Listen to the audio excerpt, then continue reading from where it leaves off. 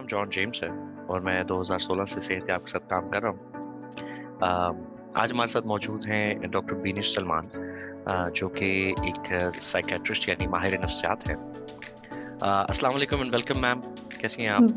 वालेकुम अस्सलाम। मैं ठीक हूँ जॉन, आप कैसे? अल्हम्दुलिल्लाह मैम, मैं बिल्कुल ठीक हूँ। मैम, सबसे पहली बात तो ये कि आपका बहुत शुक्रिया हमें अपना कीमती वक्त देने का। सबसे माय पहले प्लेजर। मैं आप yes ma'am, thank you ma'am. सबसे पहले मैं आपसे रिक्वेस्ट करूंगा कि आप ऑडियंस को अपना एक मुख्तसर सा तारुफ करवा दें please. Thank you John for inviting. मेरा नाम डॉक्टर बीनिश सलमान है। मैं कराची में कंसल्टेंट साइकियाट्रिस्ट हूँ at Sindh government hospital Liaquatabad. मैंने लम्ब से MBBS किया and then I did my post graduation in 2010। उसके बाद मैंने डिप्लोमा किया कॉग्निटिव बिहेवियर थेरेपी में, और मैं ऑनलाइन सहतियाब के साथ काम कर रही हूँ। और आप मुझसे फिजिकली हॉस्पिटल में भी अपॉइंटमेंट ले सकते हैं और ऑनलाइन सेशंस भी कर सकते हैं। Thank you ji John. Ma'am, thank you very much. हमारा असल में आज का टॉपिक जो है ना मैम, वो है बाइपोलर डिसऑर्डर पे। और इस सिलसिले में हमने सेहतियाब के फेसबुक पेज पर कुछ क्वेश्चंस भी पूछे थे, जिसके आंसर्स आज हम मैम आपसे लेंगे। जब बात के लिए मेरी ऑडियंस से गुजारिश है कि हमारे साथ लाइव स्ट्रीमिंग में ज्वाइन रहिए।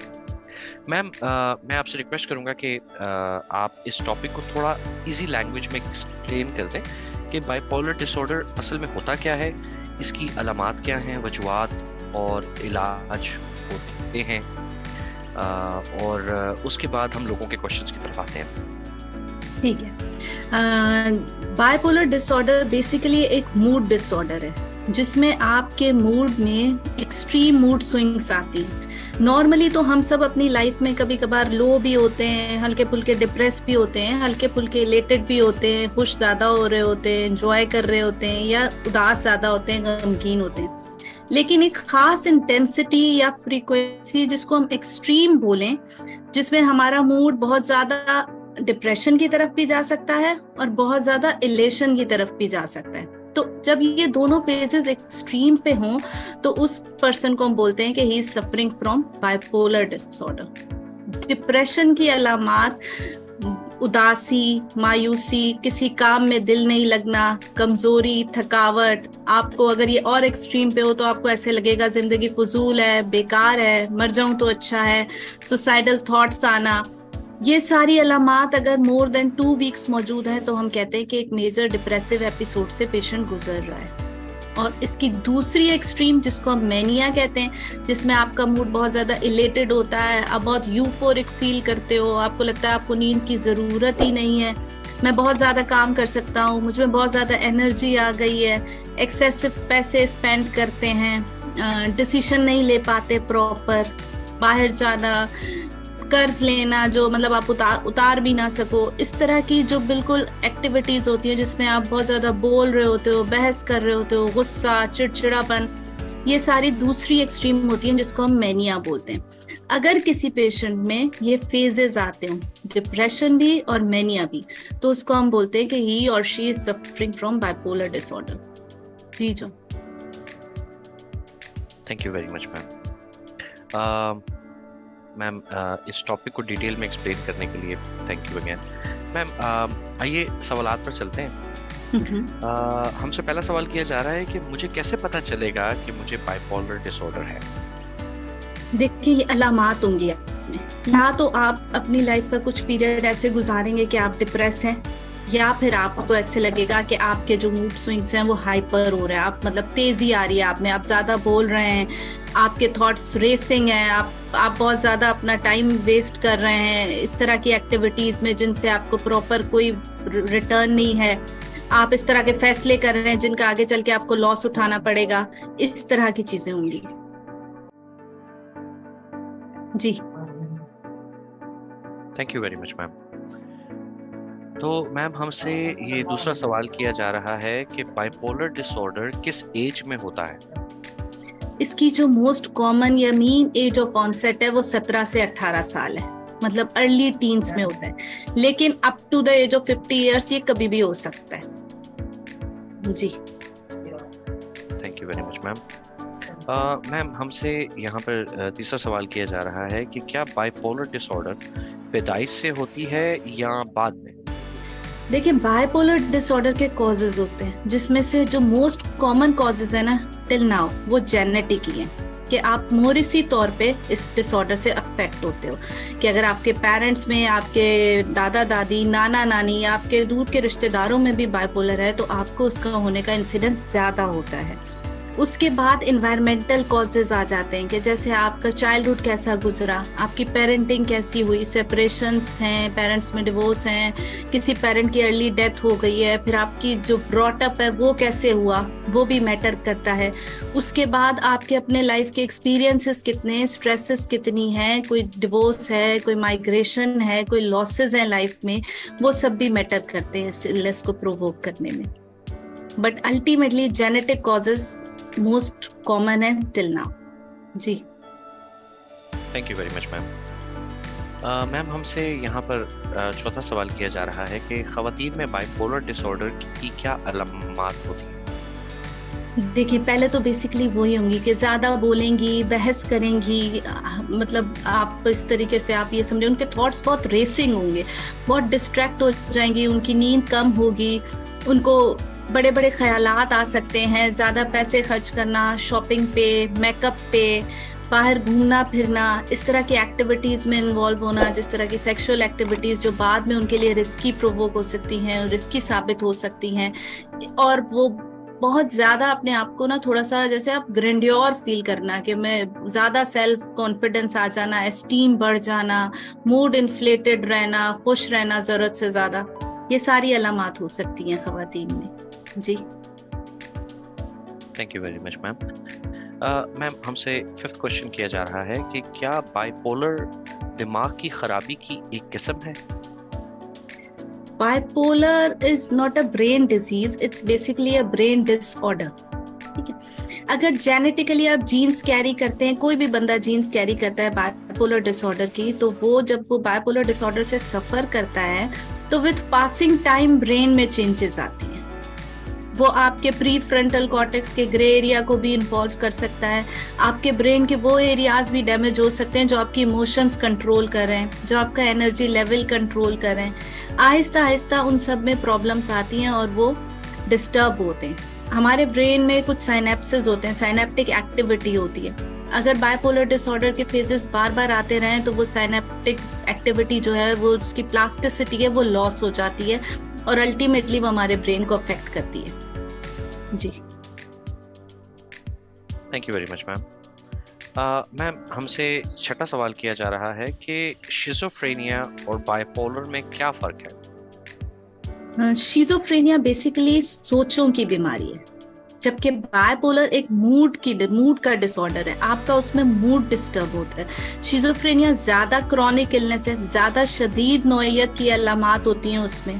बाइपोलर में आप समहाउ रियलिटी से टच में रहते हो, कि आपके फेजेस आते हैं but then again you return back to normal. लेकिन शिज़ोफ्रेनिया में आपकी रियलिटी बहुत ज्यादा इंटैक्ट नहीं रहती, आपको उसमें हेलुसिनेशन ज्यादा होती है इन कंपैरिजन टू बाइपोलर। आपको उसमें पैरानोया होता है, आपको उसमें थॉट्स इस तरह के आते हैं जो रियलिटी में नहीं होते, जिसको हम डिल्यूजन्स बोलते हैं, फॉल्स बिलीफ्स होते हैं। तो शिज़ोफ्रेनिया बेसिकली थॉट डिसऑर्डर है और बाइपोलर जो है वो मूड डिसऑर्डर है, जिसमें मूड स्विंग्स मैटर करती है, कि मूड स्विंग्स आ रही हैं, डिप्रेशन है, डिप्रेशन से एकदम क्लाइंट ऊपर जा रहा है, मैनिया, यूफोरिया में जा रहा है, वो टिपिकल है बाइपोलर डिसऑर्डर का। जी, thank you very much ma'am. Ma'am हमसे सेवंथ क्वेश्चन यहाँ किया जा रहा है कि बाइपोलर की सबसे बड़ी वजह क्या होती है? Again John, it's genetic.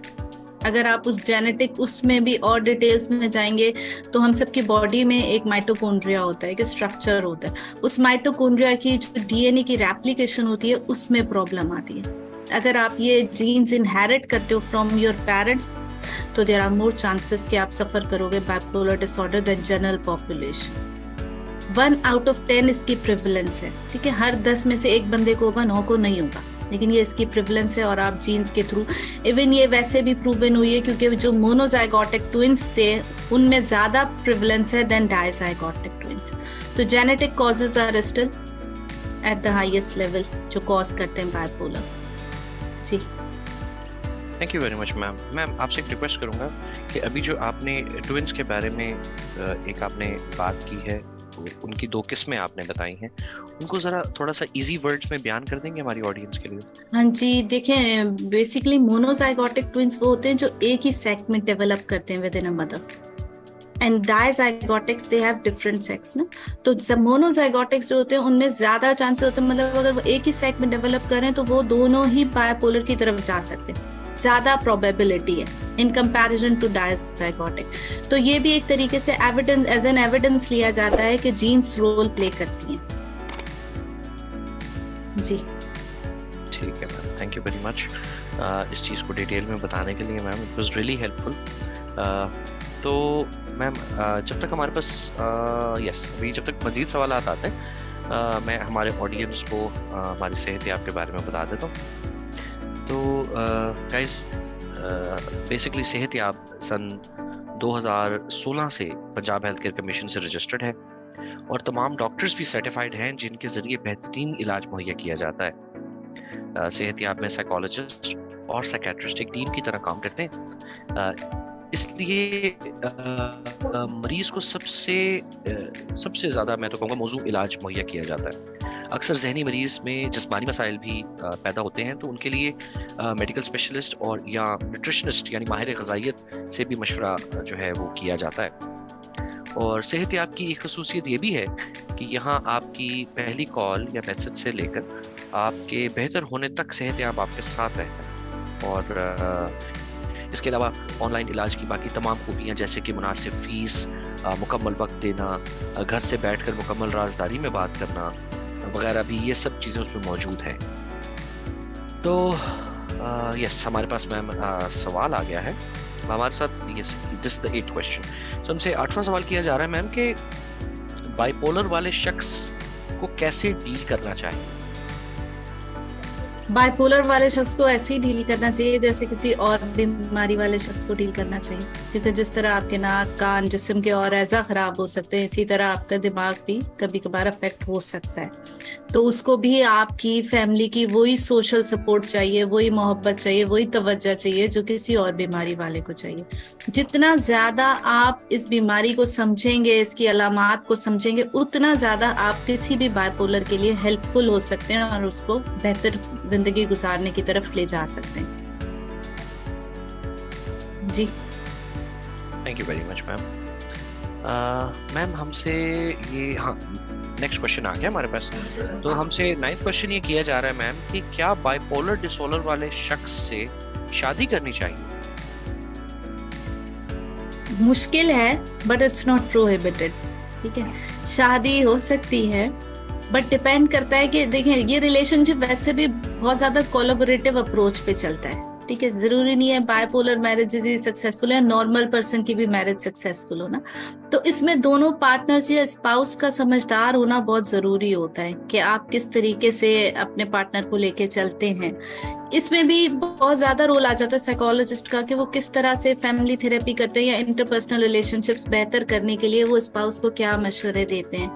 इसमें सबसे इम्पोर्टेंट तो ये है कि स्पाउस को अच्छे से पता हो कि पेशेंट के साथ प्रॉब्लम क्या है। छुपा के शादी करना, अलामात को छुपाना या ये बताना कि इलाज नहीं चल रहा, ये गलत है। हमें मतलब प्रॉपर, अगर कोई बंदा किसी बाइपोलर से शादी करना, बंदी भी अगर वो करने पे विलिंग है, तो ये है कि उसे प्रॉपर पता हो कि भाई माय टू बी हस्बैंड और my to be wife is suffering from this disorder. उसको डायग्नोसिस होना चाहिए, उसकी प्रॉपर ट्रीटमेंट होनी चाहिए, डॉक्टर्स के साथ उसके फॉलो अप्स होने चाहिए, कनेक्शन रहना चाहिए। बाकी शादी कर सकते हैं, इट्स नॉट प्रोहिबिटेड। जी thank you very much ma'am. Ma'am हमारे पास 10th क्वेश्चन आ गया है। इसमें हमसे पूछा जा रहा है कि बाइपोलर का इलाज साइकोलॉजिस्ट करते हैं या साइकेट्रिस्ट?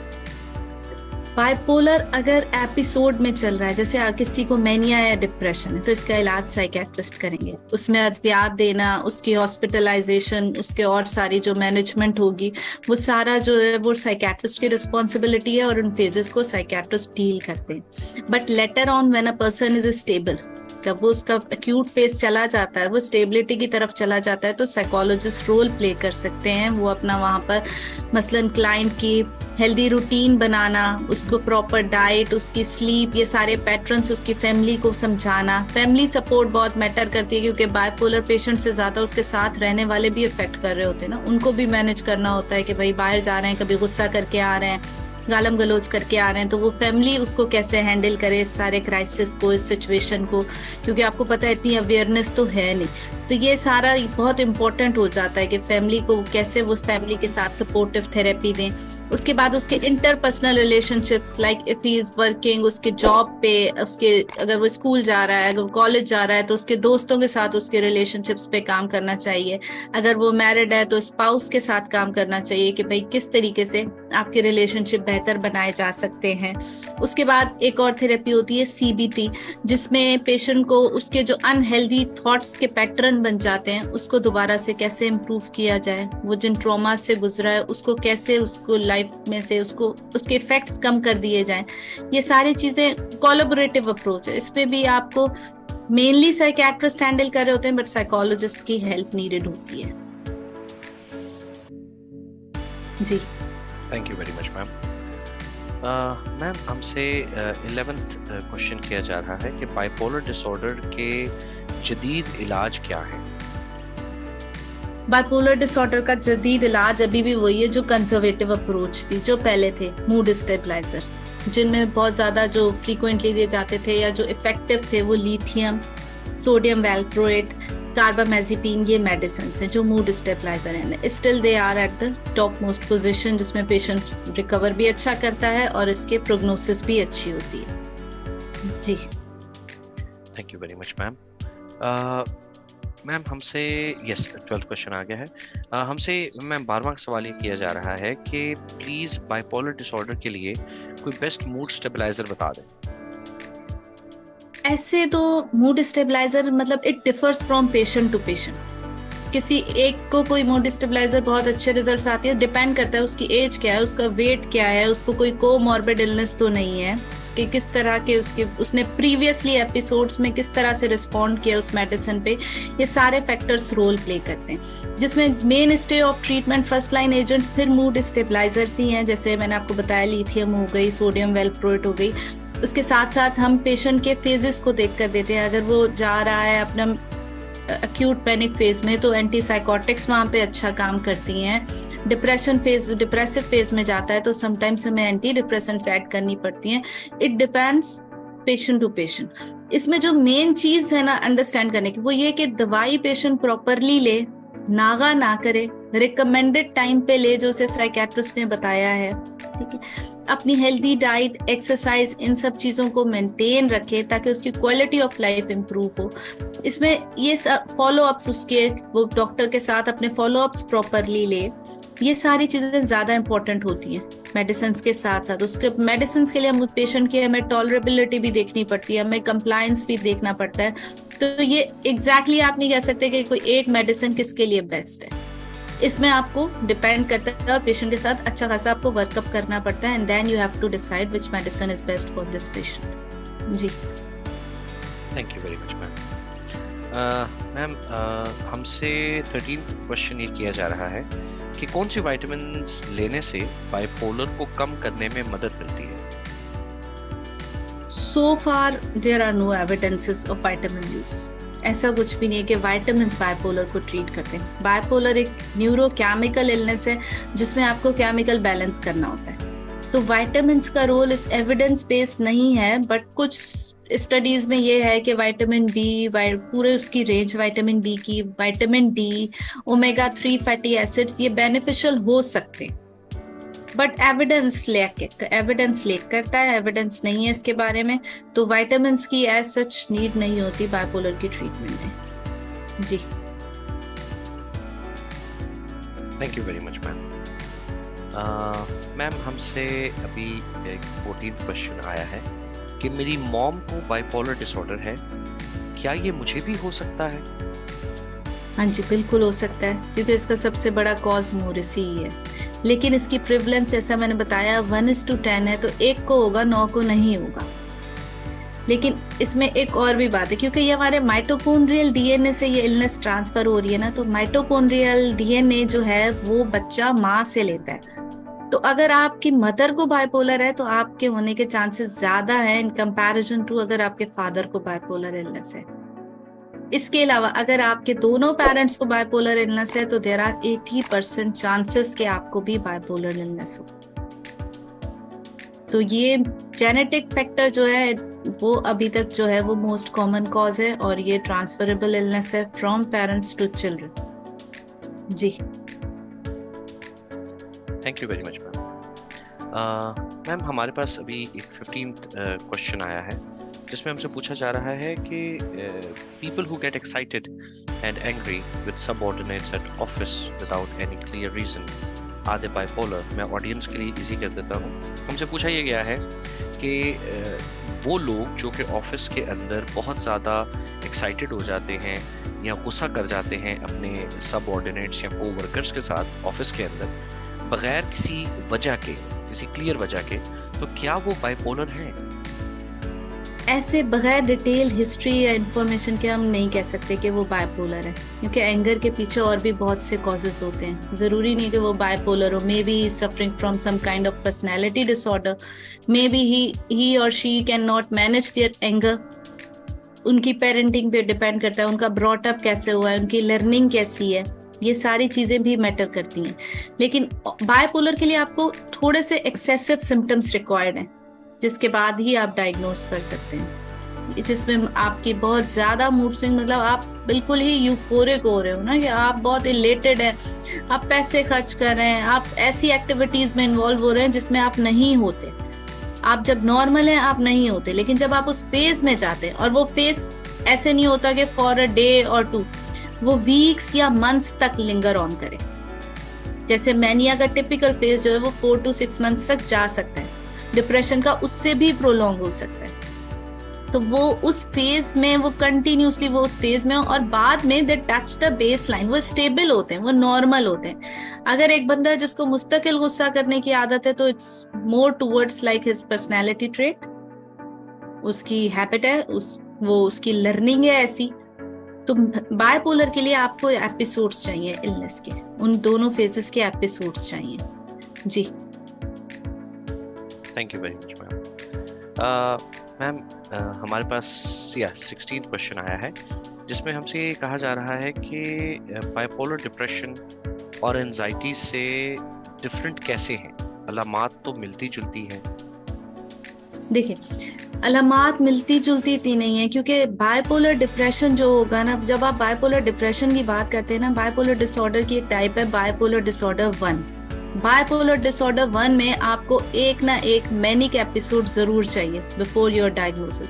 मैनिक एपिसोड वही इलेशन वाली एपिसोड, ठीक है, जिसमें आप तेजी आ रही है, आप ज्यादा बोल रहे हैं, फ्लाइट ऑफ आइडियाज हैं, आप नींद बहुत कम ले रहे हैं, घूम फिर रहे हैं, पैसे खर्च कर रहे हैं, बड़ी बड़ी बातें कर रहे हैं। ये जो मैनिक एपिसोड है ये होना जरूरी है, जिसकी ड्यूरेशन मोर देन 1 वीक हो। और उसके बाद अगर आपको डिप्रेसिव एपिसोड आती है तो वो आप फिर उसे कहते हैं कि इसको बाइपोलर डिप्रेशन हुआ है। Even unipolar depression is different. अगर किसी को यूनिपोलर डिप्रेशन है तो इसमें कभी भी मैनिया की एपिसोड नहीं आई होगी, उसको सिर्फ डिप्रेशन ही रहता होगा। इसी तरह जब आप एंजाइटी की बात करते हैं तो एंजाइटी के जो कोर फीचर्स हैं वो फेयर से रिलेटेड है ना, डर, खौफ, घबराहट, बेचैनी, कुछ हो तो नहीं जाएगा, मर तो नहीं जाऊंगा, कोई बीमारी तो नहीं हो जाएगी। उसमें पेशेंट रियलिटी में ही होता है, वो कभी भी अपने मूड स्विंग्स की एक्सट्रीम्स तक नहीं जाता, वो सिर्फ एक फोबिया में रहता है, डर में रहता है कि बस कुछ बुरा होने वाला है। वो डॉक्टर्स के पास जाएगा, मुझे चेस्ट पेन है, मुझे ये है, और ईसीजी पे कुछ नहीं आएगा, उसको हर वक्त डर लगा रहेगा कि मुझे कुछ हो तो नहीं रहा, मेरे आंतों की तकलीफ तो नहीं है, मुझे कोई और बीमारी तो नहीं है। उसका कोर डिफरेंट है, उसमें डर, खौफ ज्यादा है। बाइपोलर डिप्रेशन वाला पेशेंट एक तो मैनिया से गुजर चुका होगा, दूसरा वो प्रोफाउंड डिप्रेशन में होगा, बस पड़ा ही रहूं तो अच्छा है, उदासी, रोना, इस तरह के ख्यालात आना, मर जाऊं तो अच्छा है, क्या करूंगा जिंदा रह के।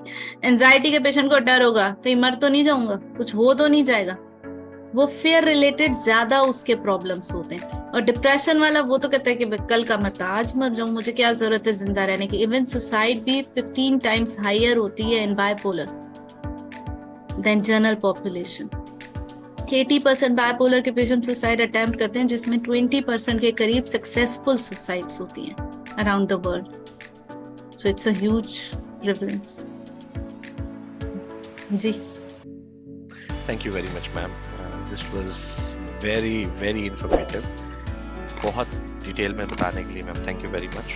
बहुत से डाउट्स क्लियर हुए एंड आई होप हमारे ऑडियंस के भी बहुत से डाउट्स जो थे वो क्लियर हुए होंगे। तो मैम चलते हैं हमारे नेक्स्ट क्वेश्चन की तरफ। हमसे 17th क्वेश्चन ये किया जा रहा है कि क्या बाइपोलर को मैनेज करने के लिए कोई सेल्फ केयर टिप्स हैं, जैसे कि एक्सरसाइज, मेडिटेशन वगैरह? देखिए, बायपोलर की क्वालिटी ऑफ लाइफ इंप्रूव हो सकती है विद एक्सरसाइज, ब्रीदिंग एक्सरसाइजेस करें, मेडिटेशन कर लें आप उसकी डाइट अच्छी रख लें, हेल्दी डाइट दें, कार्ब्स कम से कम हो, इस तरीके से आप उसकी क्वालिटी ऑफ लाइफ इंप्रूव करते हैं। लेकिन अगर आप उसकी ट्रीटमेंट की बात करते हैं, क्योर की बात करते हैं, तो वो मेडिसिन ही है अभी तक। वो मेडिसिन ही से उनके, क्योंकि एक केमिकल इलनेस है, आपके उसमें केमिकल डिस्टर्ब है, वो आपकी मेडिसिन ही वो केमिकल रेगुलेट करेंगी या बैलेंस करेंगी। तो main stay of treatment is medicine. उसके बाद आप ये सब, अगर जाहिर है लाइक नॉर्मल पर्सन, हर किसी को राइट है कि भाई वो हेल्दी रहे, बाकी चीजों से भी उसकी सेहत जो है वो ठीक रहे, उसके लिए डाइट इंपॉर्टेंट है, एक्सरसाइज इंपॉर्टेंट है। So this is same goes for bipolar. जी, Thank you very much, ma'am, for the detailed answer. मैम मेरे ख्याल से यस, आई थिंक हमने ज़्यादातर सवालात कवर कर लिए हैं। मैम सबसे पहली बात ये कि जवाबात आपके देने का, डिटेल्ड आंसर्स देने का बहुत शुक्रिया। लोगों के बहुत सी जो हैं वो मैं तो ये कहूँगा कि जो डिसबिलीव्स हैं, या हम कह सकते हैं कि वो जो जिस तरीके से लोग सोचते हैं या इस बीमारी को देखते हैं या समझते हैं, उनके काफ़ी जो हैं वो डाउट्स क्लियर हुए होंगे। तो मैम क्लोज करने से पहले मैं आपसे रिक्वेस्ट करूंगा कि आप प्लीज़ अगर इस टॉपिक को मज़ीद कुछ कहना चाहेंगी या टिप्स देना चाहेंगी हमारे व्यूअर्स को।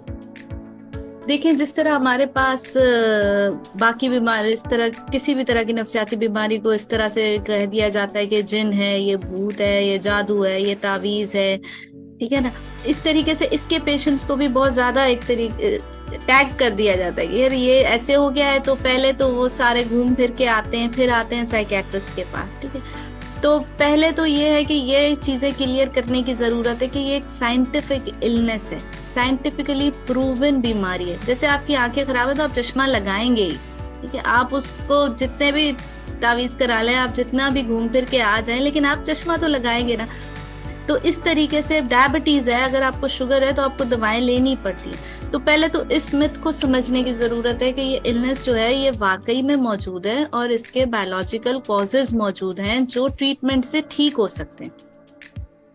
दूसरा ये होता है कि आप ट्रीटमेंट नहीं कराते हो स्टिग्मा की वजह से कि मेंटल इलनेस है, कैसे लोगों को पता चलेगा, तो नफसियाती हो गया है, तो पागल हो गई है, तो ये हम इसका इलाज क्यों करें।